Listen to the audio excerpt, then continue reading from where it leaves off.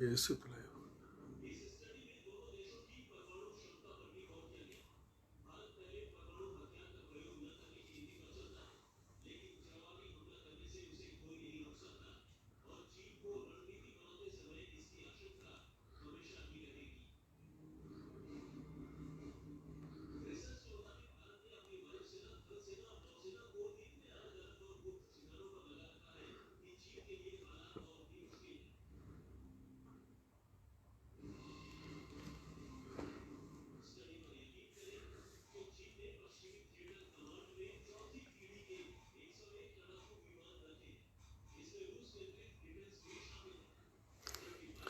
मित्रों, इस समय मुझे समकालीन जनमत के पेज पर लाइव होकर कुछ कविताएं पढ़नी थी और कुछ बातें करनी थी, लेकिन तकनीकी कारणों से वो संपर्क नहीं हो पाया और मैं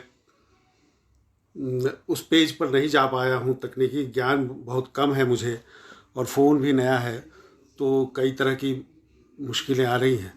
ऐसी स्थिति में मैंने सोचा कि कम से कम उतना तो नहीं, लेकिन 2-3 कविताएं सीधे फेसबुक से लाइव होकर आप लोगों के बीच मैं पढ़ सकूं। और कुछ जो मित्र मुझे सामने दिखाई दे रहे हैं, सभी को नमस्कार, सबका स्वागत है। और जो मित्र मेरी प्रतीक्षा कर रहे होंगे जनमत वाले पेज पर, शायद उनमें से कुछ लोगों को पता चले तो इस पर आ जाए और थोड़ी सी क्षतिपूर्ति हो जाएगी। मैं उतना लंबा पाठ जो जनमत पर सोचा था वो तो नहीं कर पाऊंगा, लेकिन कुछ 2-3 कविताएं ज़रूर पढ़ना चाहूँगा आप लोगों के बीच। और ख़ास करके वे कविताएं जो इन दिनों कोरोना काल में मैंने लिखी। और चूँकि मेरा फ़ोन भी ख़राब हो गया था, तो एक सामान्य संपर्क के लिए फ़ोन मेरे पास था। नेट नहीं होने के कारण लोगों से बातचीत भी नहीं हो पा रही थी और कविताएं भी कहीं भेज भी नहीं पा रहा था। तो वो ऐसी कविताएं ही जो है, 3 कविताएं मैं शुरू में इधर की लिखी हुई पढ़ना चाहता हूँ। ये पहली कविता है जो 30 मार्च को, यानी लॉकडाउन के 5-6 दिनों के बाद लिखी हुई कविता है। यहीं से शुरू करता हूँ और 3 कविताओं का पाठ करूँगा और कोशिश करूँगा कि आपसे बात भी कर सकूँ। पहली कविता का शीर्षक है जब हम घरों में बंद थे। जब हम घरों में बंद थे, हालांकि बंद तो हम अभी भी हैं, लेकिन कविता की अपनी शैली है जिसके कारण इस तरह से लिख रहा हूँ मैं। जब हम घरों में बंद थे, जब हम घरों में बंद थे, आसपास की गलियां सड़कें सूनी थी। हजारों लोग जाने किन गलियों से निकलकर राजमार्गों पर आ गए थे। दूर से वे, बहुत दूर से वे बस किसी झुंड की तरह लगते थे, पर गौर से देखने पर ही पूरे मनुष्य दिखते थे। गौर से देखने पर पूरे मनुष्य दिखते थे। गोद में बच्चे को संभालती स्त्री, कंधे पर बीमार पिता को बिठाए युवक, ढेर सारे बच्चे बूढ़े जवान अधेड़, कंधे में थैला और आंखों में उजाड़। वे अलग अलग दिशा से आए थे और जाना भी अलग अलग ही था। किसी को गोरखपुर तो किसी को भागलपुर, किसी को अलीगढ़ के पास ही रुक जाना है तो किसी को सुदूर अररिया के गांव में जाना है। कोई किसी को नहीं जानता था, बस एक दुख था जो सबको पहचानता था। बस एक दुख था जो सबको पहचानता था। हजारों की संख्या धीरे धीरे लाखों में बदलती जा रही थी। दिल्ली से, मुंबई से दर्जनों रास्तों से गुजरते हुए बेचैन काफिले चले आ रहे थे। एक जैसे बदहाल, एक जैसे निढाल लोग बिना कुछ बोले ही एक दूसरे का हौसला बढ़ा रहे थे। गांव के अपने छोटे छोटे घरों से छोटे छोटे सपनों के साथ अपने परिजनों की यादों को सीने से लगाए अलग अलग समय में वे जब आए थे, अलग अलग समय में वे तब आए थे जब बावली आकांक्षाएं हृदय के कोटर में चुपचाप सोए रहने से इनकार करने लगी थी। उन्होंने रिक्शे चलाए, चाय के गिलास धोए, पीठ पर बोरे लादे, माथे पर गाढ़ा ईंट उठाकर 50 मंजिली इमारतें बनाई, सब्जियां बेची, अखबार बांटे, अपने सपनों को बदरंग करके शहर की रंगीनियां बढ़ाई। लेकिन उन्हें एक साथ लौटते देखकर लग नहीं रहा था कि वे साथ साथ नहीं थे। एक रोता था तो दूसरे की चुप्पी ढाढ़स बढ़ाती थी। एक रोता था तो दूसरे की चुप्पी ढाढ़स बढ़ाती थी। पुलिस डंडे बरसाती तो वे चुपचाप मार खा लेते। मुर्गे बनाती, मेंढक बनाती तो बन जाते। सड़क पर घिसट घिसट कर चलने को मजबूर करती तो वे घिसट लेते थे। उसके बाद सिपाहियों को भी समझ में नहीं आता था कि उन्हें रोकें तो कैसे रोकें। वे इतने भूखे थे कि उनकी भूख में ही डूबती चली जा रही थी। बच्चों को कुछ खाना मिल जाए, इससे अधिक कुछ सोच नहीं पा रहे थे। जब आए थे तब भले ही सबके सपने अलग अलग थे, अब लौटते वक्त सबका ध्वंस एक जैसा था। गरीबी और लाचारी से बनी आपसदारी के साथ वे चले जा रहे थे। जली हुई झोपड़ी के मलबे में जलने से बची रह गई एक गुड़िया की तरह बची हुई उम्मीद के सहारे। ये एक कविता जो उस समय की लिखी हुई पहली कविता है, और दूसरी कविता जो उसके कुछ बाद कुछ क्या 22 अप्रैल को लिखी एक दूसरी कविता है जो मैं सुनाना चाहता हूँ। और मुझे लग रहा है कि धीरे धीरे कविता पढ़ते हुए ये जो विलम्ब और गड़बड़ी हुई है उस अकबकाहट से मैं दूर हो जाऊंगा, तो ठीक से पाठ भी कर पाऊंगा जो पहली कविता का नहीं कर पाया।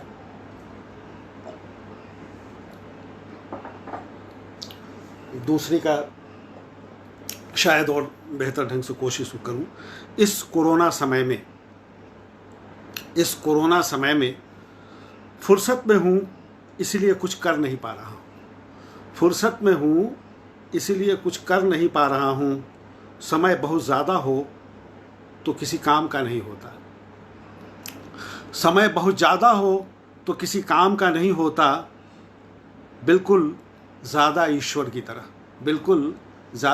की तरह समय बहुत ज़्यादा हो तो किसी काम का नहीं देखा होता। और देखो ना, जो लोग बहुत ईश्वर ईश्वर चिल्ला रहे थे अब कोरोना चिल्ला रहे हैं। जो लोग बहुत ईश्वर ईश्वर चिल्ला रहे थे अब कोरोना चिल्ला रहे हैं। नहीं कहूँगा मृत्यु से डरता नहीं था, लेकिन अब तो यह बिल्कुल नहीं डरा पा रही है। पहले सोचता था बर्छे की तरह आएगी, चुभेगी और सब कुछ ख़त्म कर देगी, लेकिन यह तो नरम कंबल की तरह बाहर भीतर लिपट गई। मृत्यु के बारे में पहले सोचता था बर्छे की तरह आएगी, चुभेगी और सब कुछ खत्म कर देगी, लेकिन यह तो अब नरम कंबल की तरह बाहर भीतर लिपट गई है। फिर तो इसके किसी मसृण स्पर्श के साथ आराम से मरने तक जी सकता हूँ। फिर तो इसके किसी मसृण स्पर्श के साथ आराम से मरने तक जी सकता हूँ। चेहरे और पीठ पर रैश जैसा कुछ हो रहा है। छोटी छोटी फुंसियाँ काले तिलों में बदलती जा रही हैं। मरने से पहले अपने होम्योपैथिक चिकित्सक से मिल लेना चाहता हूँ। युवा दिनों में ही कान की सर्जरी करानी पड़ी थी। तब से कभी कभी तेज़ खुजली होती है तो 2 बूंद मोलिन ऑयल डाल लेता हूँ, जो पिछले महीने से नहीं है। मरने से पहले उसकी एक छोटी सी शीशी खरीद लाना चाहता हूँ। बाल इतने बड़े और बेतरतीब हो गए हैं कि आईने के सामने जाने से डरता हूँ। मरने से पहले इसे अच्छे से कटा लेना चाहता हूँ। हालांकि बाल कटवा लिया है, मेरी पत्नी ने काट दिया इसको, लेकिन जब ये बढ़ा हुआ था कम से कम 26 अप्रैल तक तो बढ़ा ही हुआ था जब ये कविता लिखी। बाल इतने बड़े और बेतरतीब हो गए हैं कि आईने के सामने जाने से डरता हूँ। मरने से पहले इन्हें अच्छे से कटा लेना चाहता हूँ। यात्रा से ढेर सारे गंदे कपड़े लेकर लौटा था, उन्हें धो दिया। अब मरने से पहले इस्त्री कराकर सलीके से रख देना चाहता हूँ। अनपढ़ी किताबों की धूल झाड़कर एक बार प्यार कर लेना चाहता हूँ। उन्हें पढ़ने का चाहे जितना मतलब हो, कुछ मतलब उनके होने का भी है।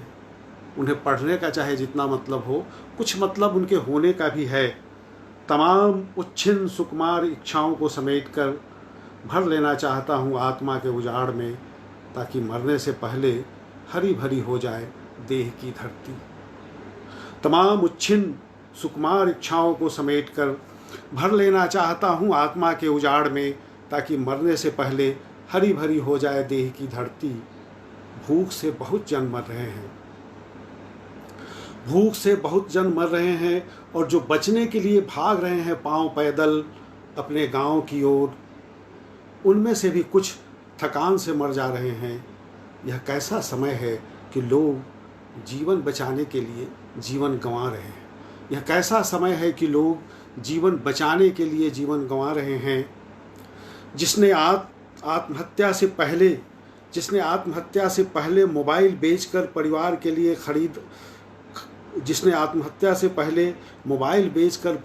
लिए खाना खरीदा, और बच्चे को गर्मी से बचाने के लिए एक पुराना पंखा भी, उसकी मौत में जीवन का कितना बड़ा सपना शामिल है।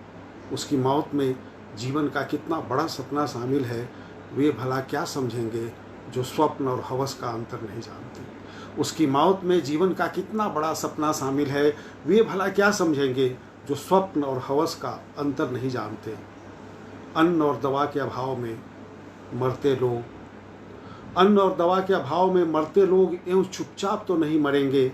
मैं मरने से पहले उन्हें जीवन के पक्ष में खड़ा होता देखना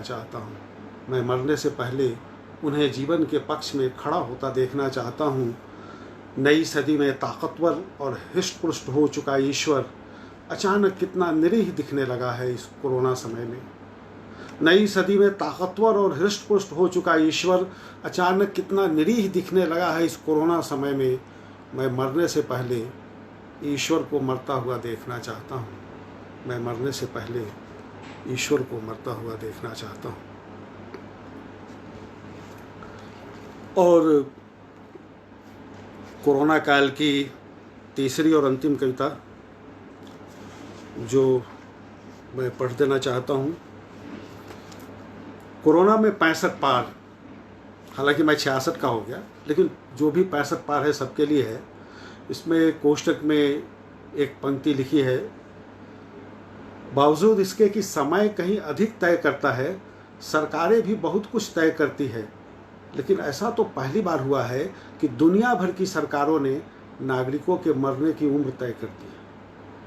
अब एक तरह से कोरोना में कहा गया 65 के बाद का कुछ नहीं, मतलब लग रहा है कि जैसे सरकार ने तय कर दिया हो कि अब 65 पार कर गए तो ये आप मरने की उम्र आपकी हो गई। इस विडंबना पर यह कविता है, कोरोना में 65 पार। अपने ही डर में कुछ इस तरह छिप गया हूं कि डरकर भी डरा हुआ नहीं हूं। अपने ही डर में कुछ इस तरह छिप गया हूं कि डरकर भी डरा हुआ नहीं हूं। हो तो गया था पर 1 साल बाद अब जाकर हुआ 65 पार होने का एहसास। हो तो गया था पर 1 साल बाद अब जाकर हुआ 65 पार होने का एहसास, जब काल की पनाह से निकलकर कोरोना के हवाले कर दिया गया। जब काल की पनाह से निकालकर कोरोना के हवाले कर दिया गया। एक ढीठ खामोशी मुझे घूरती रहती है, बंद कारखानों की उदास बत्तियां मानो संध्या का स्वागत करना भूल गई हैं। बंद कारखानों की उदास बत्तियां मानो संध्या का स्वागत करना भूल गई हैं। अंधेरे की चुप्पी से कहीं ज़्यादा भयावह होती है रोशनी की निरौता। अंधेरे की चुप्पी से कहीं ज़्यादा भयावह होती है रोशनी की निरौता। इन सब के बीच बस यह हवा है जो न केवल चल रही है बल्कि दिन में कई बार गति और दिशा बदल रही है। बस यह हवा है जो न केवल चल रही है बल्कि दिन में कई बार गति और दिशा बदल रही है। ईश्वर की तरह ही यह कोरोना भी क्रूर चमत्कारी है।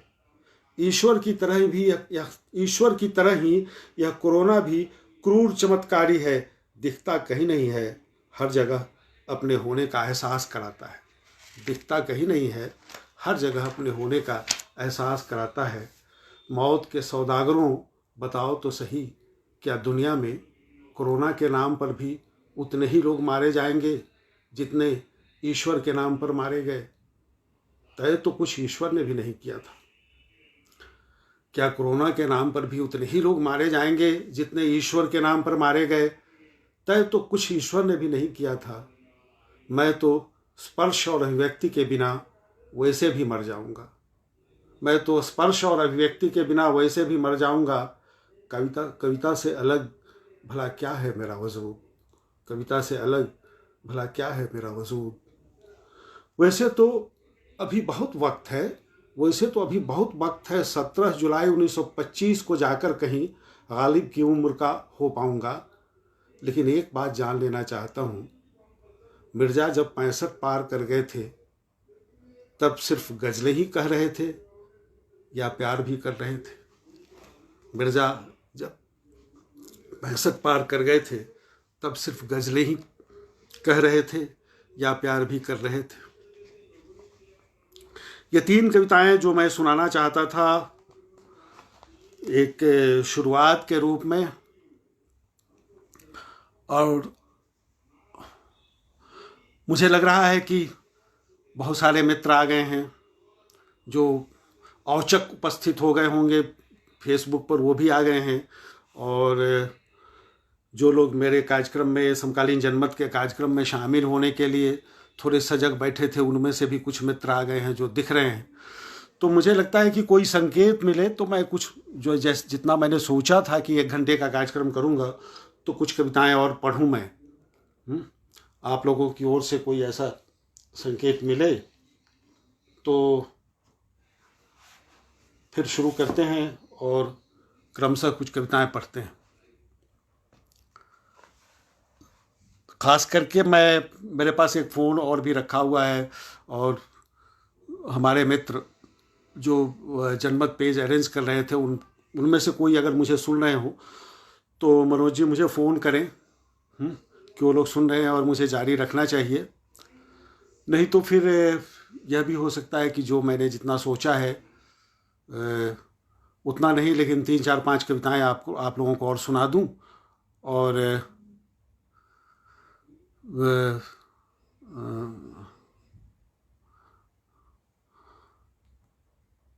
मित्रों, अभी कोई ऐसा संकेत मिल नहीं पा रहा है, लेकिन मैं तब सिर्फ ये तय करता हूँ कि अपने जो मेरे 6 संग्रह हैं उन सभी संग्रहों से एक एक कविताएं पढ़ देता हूँ। सोचा तो यह भी था कि अपने 45 साल की काव्य यात्रा 75 की जो मेरी पहली कविता है ऐसी, जहाँ से मुझ में बदलाव आया, उसके बचपन वाले कवि को और बचपन की कविताओं को छोड़ दे तो एक बदलाव आया पहरेदार के नाम, उससे शुरू करूं। लेकिन वो कविता अभी दिख भी नहीं रही है और फिर कार्यक्रम भी अब उस रूप में नहीं हो रहा है। तो मुझे लगता है कि मैं 6 कविताएं सुना देता हूं, सभी संग्रहों से एक एक कविता लेकर किसी पढ़ देता हूं। तो पहली कविता पहले संग्रह लेकिन उदास है पृथ्वी से, और उसकी पहली कविता उसमें छपी है। तो हालांकि वो बाद की कविता है, ये क्रम से लिखी हुई कविता, ये बहुत पहले की नहीं है, 1987 की है, जबकि इसमें कुछ कविताएं उससे पहले की भी हो सकती है, 80 है या 77 से, बल्कि इसमें कविताएं हैं 77 से 88 तक की है। तो ये 87 की कविता है, शिशिर आ रहा है।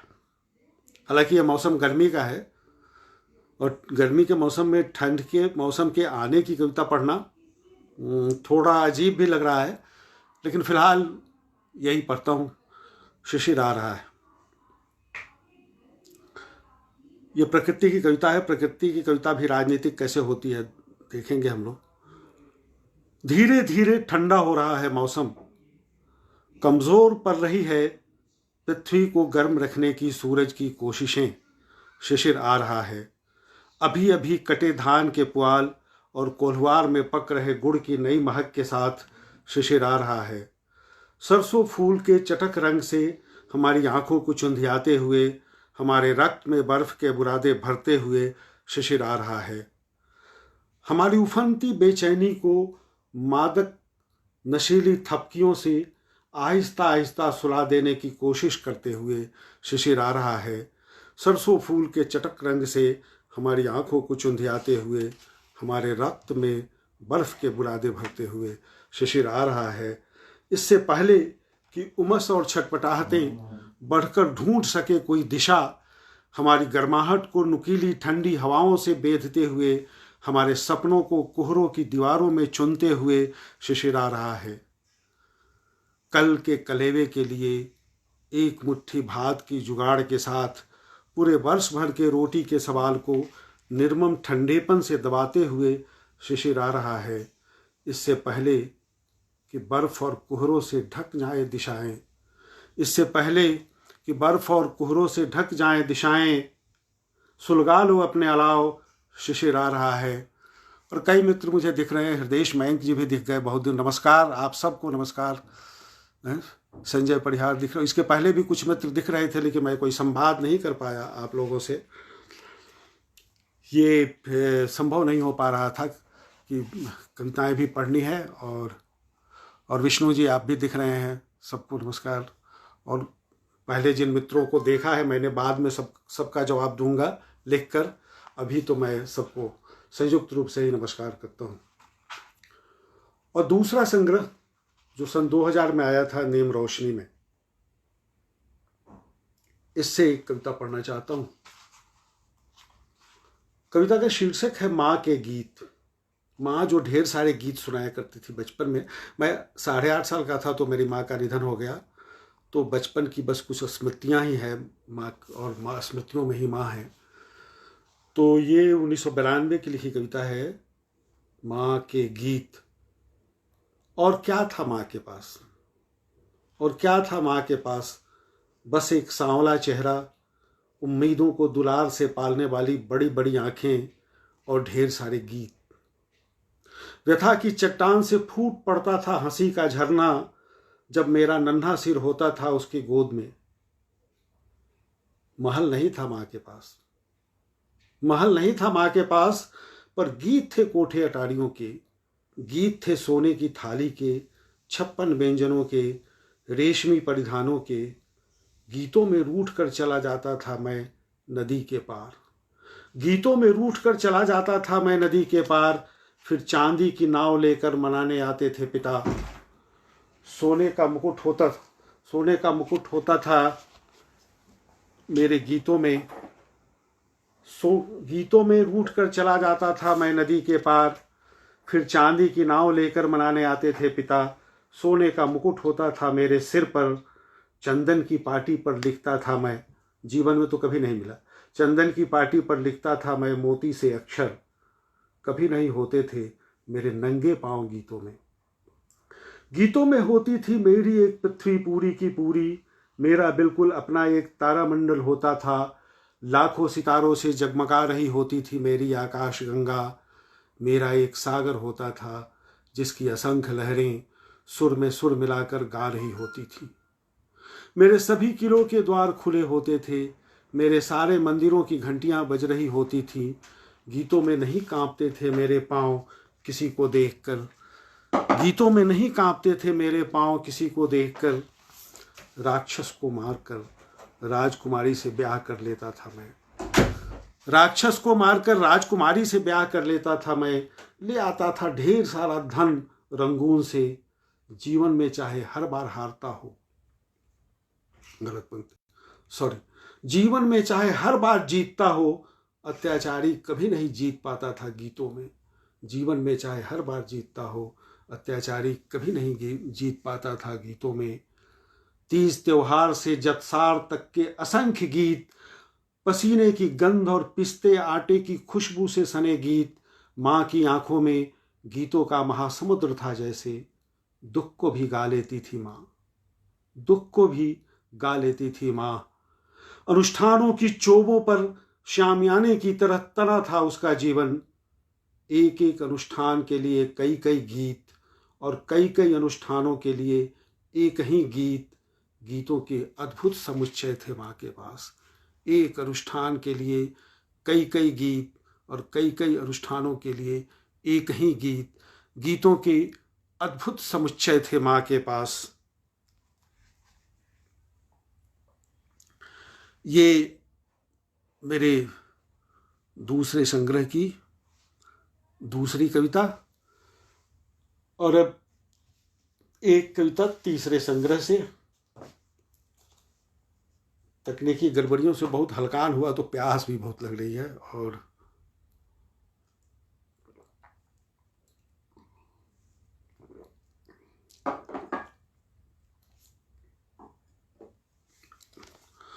मित्रों,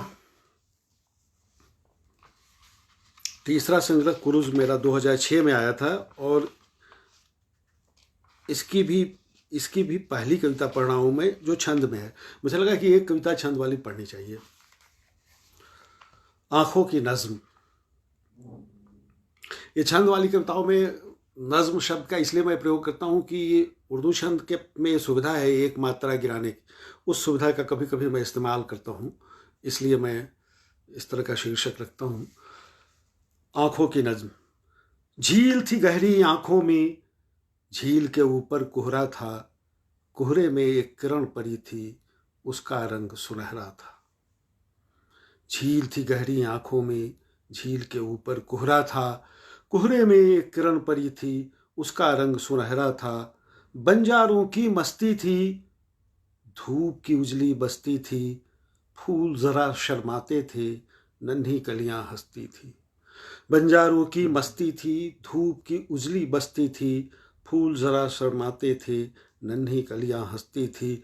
उमड़ उमड़ कर ठिठक रहे थे, बादल कुछ कुछ बिदक रहे थे, मध्यम मध्यम जलना था पर मन के दीपक भभक रहे थे। उमड़ उमड़ कर ठिठक रहे थे, बादल कुछ कुछ बिदक रहे थे, मध्यम मध्यम जलना था पर मन के दीपक भभक रहे थे। पर्वत ऊपर चांद खिला था, बाहों में सुमेरु दुबका था, दूधो नहलाया गुलाब था, छुपा छुपा सा आफताब था। पर्वत ऊपर चांद खिला था, बाहों में सुमेरु दुबका था, दूधो नहलाया गुलाब था, छुपा छुपा सा आफताब था। सांसों में 49 पवन थे, पक्के नीचे तू 3 भुवन थे, बाकी सब कुछ देख न पाया, पलकों का जो पहरा था। झील थी गहरी आंखों में, झील के ऊपर कोहरा था, कोहरे में एक किरण पड़ी थी, उसका रंग सुनहरा था। और इसका दूसरा खंड है जहाँ पर ये बिखरी हुई कविता है, और दूसरे खंड में इतिहास के साथ साथ कविता भी फिर संवरती है और सिमट जाती है, सिमटती है। जो बिखराव है उसको समेटते हैं। कुछ जानी कुछ अनजानी थी, आंखें कुछ कुछ नूरानी थी, रेशम पथ की सरिताएं थी, इब्राहिम की कुर्बानी थी। अब देखिए, ये डर के मारे मैंने सरिताएं लिखा, क्योंकि दरिया पुल्लिंग शब्द है, दरियाएं नहीं लिख सकता था, लेकिन दरियाएं लिखना मुझे ज़्यादा पसंद था यहाँ पर, तो मैं उस तरह से पढ़ता हूँ। कुछ जानी कुछ अनजानी थी, आंखें कुछ कुछ नूरानी थी, रेशम पथ की दरियाएं थी, इब्राहिम की कुर्बानी थी। मोहनजोदड़ो के 9वें तल में जलती हुई बाती थी, मोहनजोदड़ो के 9वें तल में जलती हुई बाती थी, कीलाक्षर में लिखी हुई वह प्रेम की पहली पाती थी। पहली जो स्क्रिप्ट है कीलाक्षर, वो मेसोपोटामिया की। मोहनजोदड़ो के 9वें तल में जलती हुई बाती थी, कीलाक्षर में लिखी हुई वह प्रेम की पहली पाती थी। प्रथम उच्चारण मंत्रों का वह पहले यज्ञ की समिधा थी, सब कुछ अभिव्यंजित जिसमें सहज सी सुंदर अभिधा थी, राबी और चनाब थी आंखें। प्रथम उच्चारण मंत्रों का वह पहले यज्ञ की समिधा थी, सब कुछ अभिव्यंजित जिसमें सहज सी सुंदर अभिधा थी, राबी और चनाब थी आंखें, दजला और फरात थी आंखें, राबी और चनाब थी आंखें, दजला और फरात थी आंखें। दूर कहीं वह नील नदी थी, पानी जिसका गहरा था, झील थी गहरी आंखों में, झील के ऊपर कोहरा था, कोहरे में एक किरण पड़ी थी, जिसका रंग सुनहरा था। चलिए, ये छंद वाली कविता भी शिवनारायण भाई आपको अच्छी लगी तो बहुत शुक्रिया, और नूतन डिमरी गौरेला जी को भी ये अच्छी लगी कविता। अशोक जी भी हैं, वासुदेव अधिकारी दिख रहे हैं, बोधिसत्व ऊपर दिखे थे, अभी भी होंगे ही। सबको नहीं देख पा रहा हूँ और सबका नाम नहीं ले पा रहा हूँ, ये अपराध भी है, लेकिन मैं इसके लिए माफ़ी मांगता हूँ, माफ़ी चाहता हूँ। कविता भी मुझे ही पढ़नी है, तो और ये आखिरी से पहले की कविता, ये जो मेरा पाँच नहीं, आखिरी से पहले कि नहीं, आखिरी पर दो कविताएं पढ़ूंगा। एक चौथे संग्रह दूर तक चुप्पी से भी एक छोटी सी कविता पढ़ देता हूँ। ये छोटी सी कविता है। देखिए, स्त्री जीवन का एक नया यथार्थ इसमें है। दुख इतना था उसके जीवन में कि प्यार में भी दुख ही था। दुख इतना था उसके जीवन में कि प्यार में भी दुख ही था। उसकी आंखों में झांका, दुख तालाब के जल की तरह ठहरा हुआ था। उसे बाहों में कसा, पीठ पर दुख दागने के निशान की तरह दिखा। उसे चूमना चाहा, दुख होठों पर पपड़ियों की तरह जमा था। उसे चूमना चाहा, दुख होठों पर पपड़ियों की तरह जमा था। उसे निर्वस्त्र करना चाहा, उसने दुख पहन रखा था जिसे उतारना संभव नहीं था। उसने दुख पहन रखा था जिसे उतारना संभव नहीं था। ये छोटी सी कविता, और दूर तक चुप्पी में सारी कविताएं छोटी छोटी ही हैं।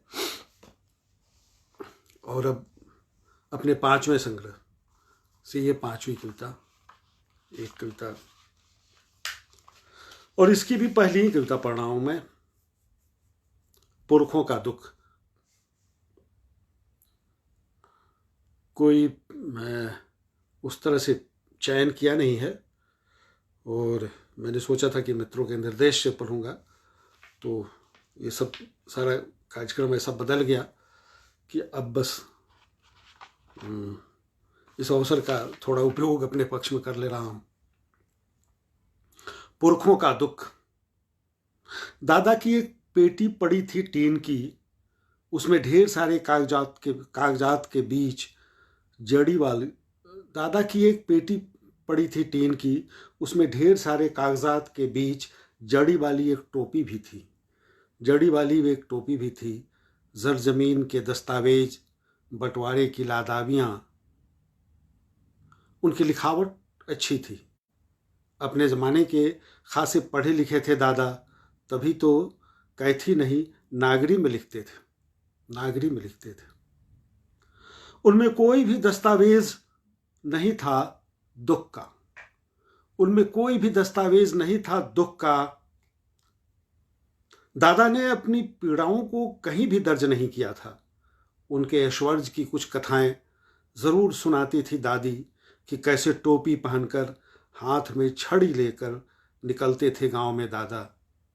लेकिन दादी ने भी कभी नहीं बताया कि भादों में जब झड़ी लगती थी बरसात की और कोठी के पेंदे में केवल कुछ भूसा बचा रह जाता था, तब पेट का दोजख भरने के लिए अन्न कैसे जुटाते थे दादा। नदी और चौड़ चांचर से घिरे इस गांव में अभी मेरे बचपन तक तो घुस आता था गंडक का पानी। फिर दादा के बचपन में कैसा रहा होगा यह गांव, कैसी रही होगी यह नदी सदा नीरा। कभी जिसको पार करने से ही बदल गई थी संस्कृति, सभ्यता ने पा लिया था अपना नया अर्थ। कैसी रही होगी यह नदी सदा नीरा, कभी जिसको पार करने से ही बदल गई थी संस्कृति, सभ्यता ने पा लिया था अपना नया अर्थ। और अभी तो कुछ भी दर्ज नहीं है कहीं, फकत कुछ महिमा गानों के, कि हम महान यात्री कुल में के वंशज हैं। हमने ही बनाया था वैशाली का जनतंत्र। कोई 3000 वर्षों से बसे हैं हम इस सदा नीरा शालिग्रामी के तट पर। लेकिन यह किसी ने नहीं बताया है कि बाढ़ और वर्षा की दया पर टिकी छोटी जोत की खेती से कैसे गुजारा होता था पुरखों का। क्या स्त्रियों और बेटियों को मिल पाता था भरपेट खाना? बचपन में बीमार रहने वाले मेरे पिता बहुत पढ़ लिख भी नहीं पाए थे। ये तो जन्म से ही चुप्पा थे। हर समय अपने सीने में नफरत और प्रतिहिंसा को धधकाए रखते थे। और जो कभी भभूका उठता था तो पूरा घर झुलस जाता था। उनकी पीड़ा कोसी की तरह प्रचंड वेगवती, जिसे भाषा में बांधने की कोशिश उन्होंने कभी नहीं की। मैंने माँ की आंखों और पिता की चुप्पी में महसूस किया था जिस दुख को, अचानक उसे अपने रक्त में बहते हुए पाया। मैंने माँ की आंखों और पिता की चुप्पी में महसूस किया था जिस दुख को, अचानक उसे रक्त में बहते हुए पाया। किसी भी अन्य नदी से ज्यादा प्राचीन है वेदना की नदी, जो समय की दिशा में बहती है, पीढ़ी दर पीढ़ी, पुश्त दर पुश्त। दुख का कारण और निदान ढूंढने ही तो निकले थे बुद्ध। वे तो मरखप ही जाते ढोंगेश्वर की गुफाओं में कि उनके दुख को करुणा में बदल दिया सुजाता की खीर ने, कि उनके दुख को करुणा में बदल दिया सुजाता की खीर ने। और ये आखिरी से पहले की कविता है। हमारे मित्र नवीन कुमार जी कह रहे हैं कि आंजुलिया और क्योंकि वह जुनैद था पढ़िए। तो मुझे लगता है कि अब आंजुलिया तो वो संग्रह इधर चला गया, लेकिन जो नया संग्रह मैं उठा रहा हूँ उसमें मैं वही कविता पढ़ देता हूँ, क्योंकि वह जुनैद था। हालांकि मैं इस कविता से अंत करना चाहता हूँ जुनैद को ही। और इसके बाद जो अभी कविता मैं सांस नहीं ले पा रहा हूँ, छोटी सी है, वो अभी तुरंत लगी है फेसबुक पर, तो उसे पढ़ने की ज़रूरत नहीं है, सिर्फ याद दिला दूँ। लेकिन इससे पहले मैं चाहता हूँ कि एक प्रेम कविता भी पढूं। अगर आप लोगों की इजाज़त हो और कोई मित्र अगर तुरंत लिख दे कि हाँ पढ़िए, तो एक थोड़ी सी लंबी है लेकिन खंडों में बटी है, तो एक आध खंड छोड़ दूंगा। तो 2-3 पेज, मतलब 4-5 पेज है तो 2-3 पेज छोड़ूंगा, तो वो ऑटोमेटिक थोड़ी छोटी हो जाएगी।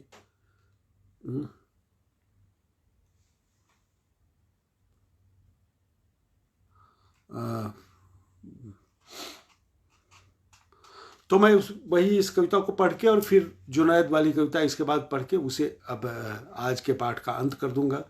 और थोड़ा व्यवधान तो हो ही गया अपने तकनीकी ज्ञान नहीं के कारण। असल में वो लगता है कि मैं जनमत का एडमिन वाला वो बन नहीं पाया सही ढंग से, और फिर इसको पहले से ही चेक कर लेना चाहिए था कि मैं नहीं बन पाया हूँ। एक अधूरी प्रेम कविता। दरअसल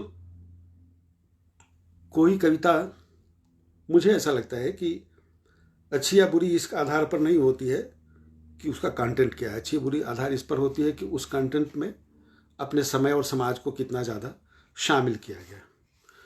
तो इस दृष्टि से इस अधूरी कविता का अधूरा पाठ इसलिए कि इसमें ये छोटे छोटे 8 खंड हैं, तो 3-4 खंड चुनकर मैं पढ़ दूंगा। तो शुरू करता हूँ। एक अधूरी प्रेम कविता। जब कच्ची ईंटों वाले कालीबंगा के मकानों से भागे थे हम मोहनजोदड़ो की ओर, तब जो पांव हमारे हुए थे लहूलुहान, आज भी टीसते हैं रात के तीसरे पहर में, आज भी टीसते हैं रात के तीसरे पहर में। कम नहीं हुआ दर्द ऋचाओं के पाठ से, बुद्ध की करुणा के लेप का असर भी बहुत थोड़े दिनों तक रहा, और हमारे पुरखे महावीर को तो हमने पहले ही निर्वासित कर दिया था। तब ब्रात्यों के देश में क्या हो रहा था उसका तो बहुत दिनों तक कुछ पता ही नहीं चला। अब भी ब्रात्यों को देश में कुछ हो रहा है, चुनाव होना है इसलिए, लेकिन खैर ये अब पर नहीं है, हम उस समय की बात कर रहे हैं जब ब्रात्य ही कहलाते थे लोग। तब ब्रात्यों के देश में क्या हो रहा था उसका तो कुछ पता ही नहीं चला। सपना नहीं है यह किसी एक रात का, हजारों वर्ष पुराना सच है जो इस नई सदी में अचानक सपने में बदलने लगा है। हजारों वर्ष पुराना सच है जो इस नई सदी में अचानक सपने में बदलने लगा है।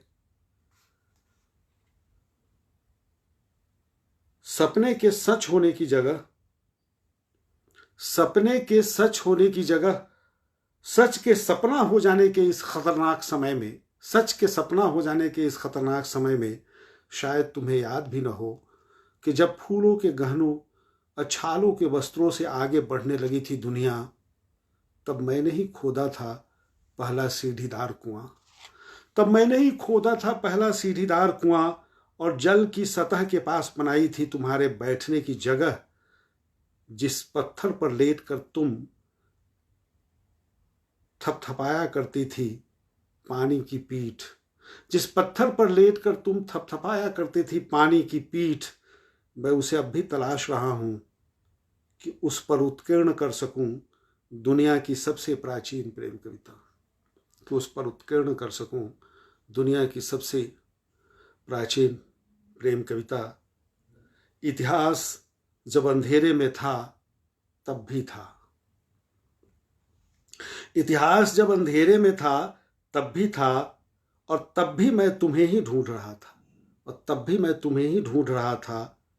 जब पहली रोशनी फैली और दुनिया को हुआ अपने होने का एहसास, तब मैं दिखा हजारों खून आलूदा ख्वाहिशों को अपने हृदय के कोटर में समेटे, दौड़ता भागता उन रास्तों पर जो दरअसल रास्ते न थे, जो दरअसल रास्ते न थे। कीचड़ से बचने के लिए जहाँ रखे मैंने पाँव, वहाँ और भी कीचड़ था। जितनी कोशिश की खुद को बचाने की, उतना ही धंसता चला गया दलदल में। जितनी कोशिश की खुद को बचाने की, उतना ही धंसता चला गया दलदल में। जो पड़े थे लिबासों पर,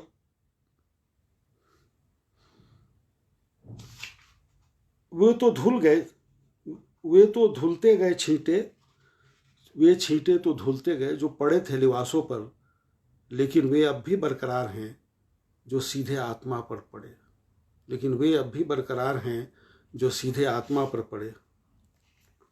दूसरा खंड है इसका। देवता या दानव नहीं मैं, आदमी हूं 20वीं सदी की ढलान का। देवता या दानव नहीं मैं, आदमी हूं 20वीं सदी के ढलान का। न दीति की संतान हूं न अदिति की, न मुझमें पुरूरवा का दम्भ है, न ही दुष्यंत की हमन्यता। न ययाति बनना चाहता हूं न देवव्रत, यानी भीष्म। न ययाति बनना चाहता हूं न देवव्रत, मैं तो बस जीना चाहता हूं अपने हिस्से की जिंदगी, करना चाहता हूं अपने हिस्से का प्यार, लड़ना चाहता हूं अपने हिस्से की जंग। जंग हिंसा से जिसका रिश्ता अनिवार्य नहीं होता, जंग जो सिर्फ जीतने के लिए नहीं लड़ी जाती, जंग जो सिर्फ जीतने के लिए नहीं लड़ी जाती। भूमि और पर्वत की तरह आसान नहीं है आदमी को पराजित करना, भूमि और पर्वत की तरह आसान नहीं है आदमी को पराजित करना, पर सबसे कठिन है खुद को जीतना, सबसे कठिन है खुद को जीतना। गुमान तो छोड़ो, ठीक से खुद पर यकीन भी नहीं था मुझको कि मैं जो हूँ वह मैं ही हूँ, कि मैं जो हूँ वह मैं ही हूँ। वह तो रेत में दबा एक चिकना पत्थर था, मैं तो रेत में दबा एक चिकना पत्थर था, जिसे अंगूठे से खोद कर निकाला था तुमने, और हथेली में दबाकर दौड़ पड़ी थी अपने वजूद के समंदर की ओर। वह मेरी ही आंखें थी तुम्हें निहारती हुई, मेरी ही सांसों में थी तुम्हारी, वो मेरी ही आंखें थी तुम्हें निहारती हुई, मेरी ही सांसें थी तुम्हें छूती हुई, मेरी ही हथेलियां थी जितनी नर्म उतनी ही कठोर, जितनी नर्म उतनी ही कठोर। जब हमने कसा था एक दूसरे को बाहों में, तो वह जकड़न नहीं थी, मुक्ति थी देह और आत्मा की। अचानक झरने की शक्ल में फूट पड़ा था चट्टानों के बीच से, चट्टानों के बीच सदियों से ठहरा जल, चट्टानों के बीच सदियों से ठहरा जल। कुछ पल के लिए ईश्वर ने त्याग दिया था सृष्टा का भाव, और मुक्त कर दिया था मनुष्य को रचने के लिए प्यार। कुछ पल के लिए ईश्वर ने त्याग दिया था सृष्टा का भाव, और मुक्त कर दिया था मनुष्य को रचने के लिए प्यार। एक थोड़ा छोड़ रहा हूं, थोड़ा आगे बढ़ जाता हूं। उफ यह इतनी सुंदरता, उफ यह इतनी सुंदरता कि सुंदरता में ही छिप जाती है तुम्हारी सुंदरता, जैसे ईश्वर में छिप जाता है ईश्वर, जैसे ईश्वर में छिप जाता है ईश्वर। एक कातर नदी उमड़ने की कोशिश तो कर रही है, लेकिन लहरें छू नहीं पा रही है साहिल को। मुस्कान जो हृदय में फूट रही है, पहुंच नहीं पा रही है तुम्हारे होठों तक। खामोशी का पैरहन है वह, खामोशी का पैरहन है वह, या आवाज़ों की खोल से निकला मौन। बहुत मुश्किल है तुझ में तुझको ढूंढना, बहुत मुश्किल है तुझ में तुझको ढूंढना, वे दिन कितने अच्छे थे जब मैं औरों में तुझको ढूंढता फिरता था। वे दिन कितने अच्छे थे जब मैं औरों में तुझको ढूंढता फिरता था। तुम्हारे बालों में फंसी बारिश की फुहियाँ, तुम्हारे बालों में फंसी हैं बारिश की फुहियाँ, जो कविता रुमाल होती तो उन्हें पोंछ देती, पर ऐसा भी क्या, धीरे धीरे सब कुछ मिट ही जाता है। पर ऐसा भी क्या, धीरे धीरे सब कुछ मिट ही जाता है। सम्मोहन ही नहीं टूटता, यथार्थ भी दरकता है, बस प्यार है जो आशंकाओं के बीच भी बचा रहता है। बस प्यार है जो आशंकाओं के बीच भी बचा रहता है। ईश्वर की दुनिया से ज्यादा हलचल वाली है प्यार की दुनिया। ईश्वर की दुनिया से ज्यादा हलचल वाली है प्यार की दुनिया। दुख यहाँ बड़ा दुख है और सुख छोटा सुख। दुख यहाँ बड़ा दुख है और सुख छोटा सुख। उदासी नौबत की तरह बजती रहती है लगातार। उदासी नौबत की तरह बजती रहती है लगातार। और फिर थोड़ा छोड़ता हूँ और आगे बढ़ता हूँ। सात, बल्कि पांचवा छठा 2 खंड छोड़ा हूँ, फिर 7 में आ रहा हूँ। अंधेरे से कहो जल तरंग की तरह बजे, सन्नाटे से कहो झरने की तरह गाए। अंधेरे से कहो जल तरंग की तरह बजे, सन्नाटे से कहो झरने की तरह गाए। रोशनी मेरी आत्मा में महुए के फूल की तरह टपक रही है। राहें मेरी स्मृतियों में अनुष्टुप सी फूट रही है। बस आज की रात हो सके तो रोक लो मुझे। बस आज की रात हो सके तो रोक लो मुझे, कहीं नहीं जाना है। पृथ्वी से कहो सिमट आए इस नन्हे से कमरे में, मैं तुम्हारी आत्मा के अंधेरे में धूप की थिगली की तरह पसरना चाहता हूँ। मैं तुम्हारी आत्मा के अंधेरे में धूप की थिगली की तरह पसरना चाहता हूँ। तुम्हारी करुण चुप्पी में अक्षर के अंकुर सा फूटना चाहता हूँ। 7,000 वर्षों से तुम्हारे सीने पर रखी सभ्यता की पुंज चट्टाने हटाना चाहता हूँ। तुम्हारी नींद में बैठकर भयानक सपनों को दूर भगाना चाहता हूँ। तुम्हारी नींद में बैठकर भयानक सपनों को दूर भगाना चाहता हूँ। तुम्हारी आंखों में लहू सा उतरना चाहता हूँ। तुम्हारे घुटनों की ताकत बनकर खड़ा होना चाहता हूँ। तुझे पाना नहीं, तुझ में विलीन हो जाना चाहता हूँ। आज की रात तुझे पाना नहीं, तुझ में विलीन हो जाना चाहता हूँ आज की रात। और अंतिम खंड है यह। 10 दिशाओं में गूंज रही है तुम्हारी खामोशी। 10 दिशाओं में गूंज रही है तुम्हारी खामोशी। प्यार के पिघलते लावे में जल रही हिंस्र वासनाएं। हम एक दूसरे की स्मृतियों में ढूंढ रहे हैं स्मृतियां। प्यार के पिघलते लावे में जल रही हैं हिंस्र वासनाएं। हम एक दूसरे की स्मृतियों में ढूंढ रहे हैं अपनी स्मृतियां। तुम्हारा दुख हिमालय की तरह है। करुणा की नदी के लगातार बहते चले जाने पर भी तनिक कम नहीं हो रही हैं व्यथा की बर्फीली चट्टानें। करुणा की नदी के लगातार बहते चले जाने पर भी तनिक कम नहीं हो रही हैं व्यथा की बर्फीली चट्टानें। एक यात्रा है भावों की दुनिया में, एक यात्रा है भावों की दुनिया में। मंजिल तो छोड़ो हमें रास्ते तक का कुछ पता नहीं है। मंजिल तो छोड़ो हमें रास्ते तक का कुछ पता नहीं है। वेदना के समंदर में बिन पतवार की 2 टूटी नावें हैं हम। वेदना के समंदर में बिन पतवार की 2 टूटी नावें हैं हम। समय की लहरें तय कर रही है हमारा मिलना और दूर चला जाना। समय की लहरें तय कर रही है हमारा मिलना और दूर चला जाना। रात काले पंखों वाली तितलियों का महाझुंड है, जिसकी फड़फड़ाहटों में घुल रही हैं तुम्हारी सांसें। हजारों वर्षों की पुंस यातनाएं प्रकट हो रही हैं तुम्हारी देह में, और धीरे धीरे सबसे प्राचीन जीवाश्म में बदलती जा रही हो तुम। और धीरे धीरे सबसे प्राचीन जीवाश्म में बदलती जा रही हो तुम। ऐसे में कैसे कहूँ कि मेरा जीवन एक अधीर कविता है। मेरा जीवन एक अधीर कविता है जो केवल तुम्हारी देह की भाषा में प्रकट होना चाहता है, जो केवल तुम्हारी देह की भाषा में प्रकट होना चाहता है। तो शुक्रिया मित्रों, और अब आप सबकी इजाज़त से मैं आखिरी कविता पढ़ रहा हूँ जो हमारे नवीन कुमार ने कहा और कई मित्रों ने, जुनैद, क्योंकि वह जुनैद था। अगर कोई हमारे मित्र चाहते हो कि कोई और कविता भी पढ़ी जाए तो तुरंत अगर लिख दें तो उसे पढ़ के फिर अंत में इसको पढ़ूंगा, अन्यथा मैं, ये अंतिम कविता होगी जिसे पढ़ रहा हूँ मैं।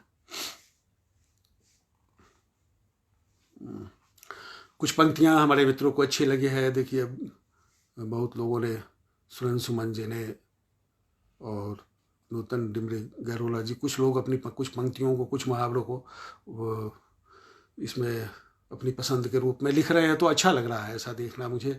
आप सबका बहुत शुक्रिया कि आप पाठ के बीच में भी मेरा उत्साह बढ़ा रहे हैं और संवाद इस तरह से हमारे आपके बीच इसके माध्यम से हो रहा है। और ये अभी अंतिम कविता,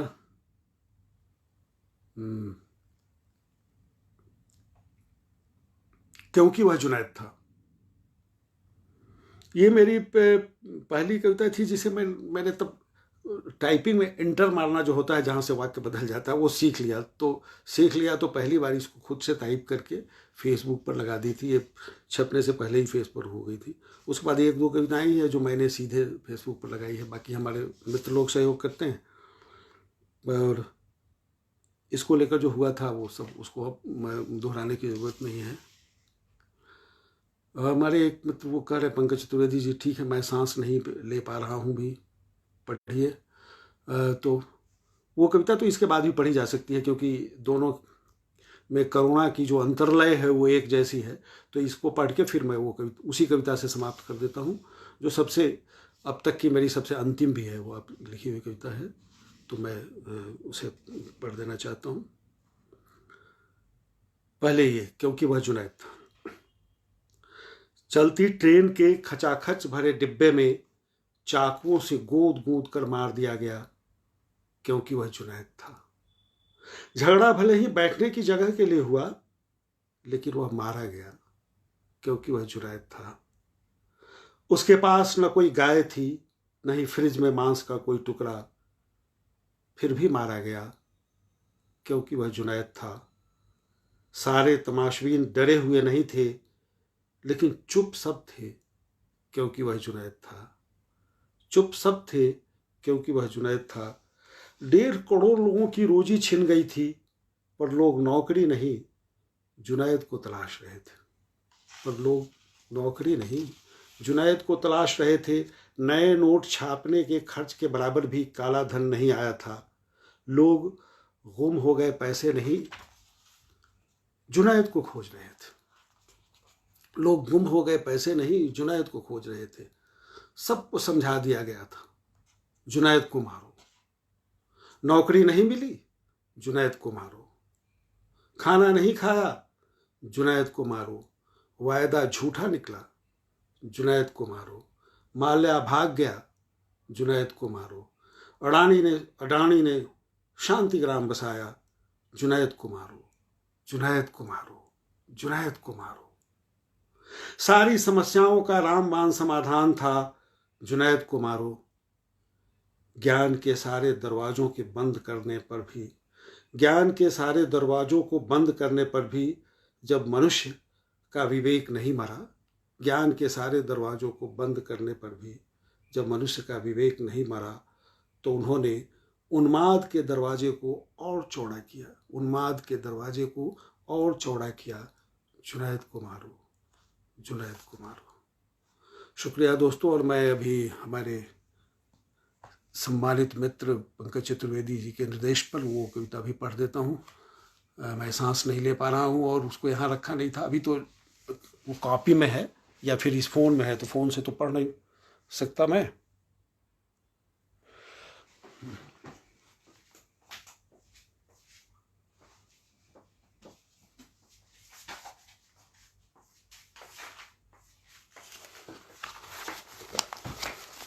और मित्रों,